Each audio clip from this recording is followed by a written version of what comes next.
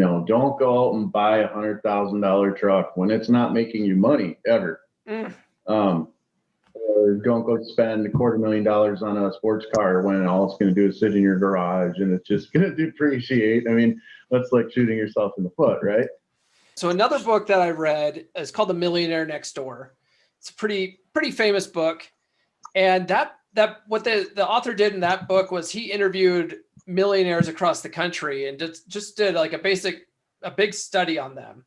And he found that like most millionaires want to live within their means. They don't have flashy cars. They'll just get like a very like reliable, Ford or something. I don't like Fords, but that's what the book says. They live in standard like suburban homes, not these big fucking McMansions and shit. They read all the time. That's what I found fascinating. They spend a lot of time reading and learning new stuff. And obviously you're in the 3% Man group. You found the Corey Wayne book, and you also talked about not spending money on $1 million cars and stuff like that. So it sounds like you sort of fall in that category. Yeah, I would agree with all of that. I think it's important to live within your means. I think if you want to build wealth, spending money on lavish things is only going to detract from your ability to do that and the speed at which that happens.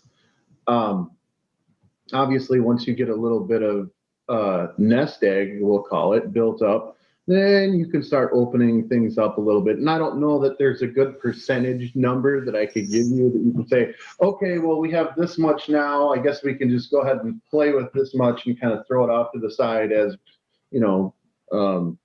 buy a boat or buy, whatever, an airplane.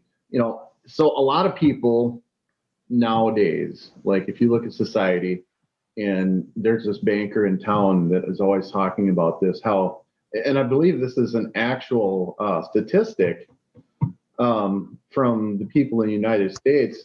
Most people don't have $400 that they can go and just for whatever emergency they have or, an unexpected bill to go and pay that $400.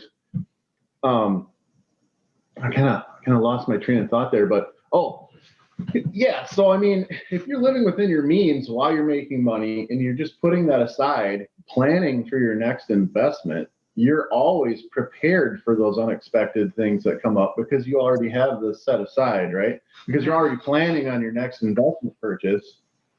So you already have this, we'll call it a rainy day fund that, or emergency fund that's always there.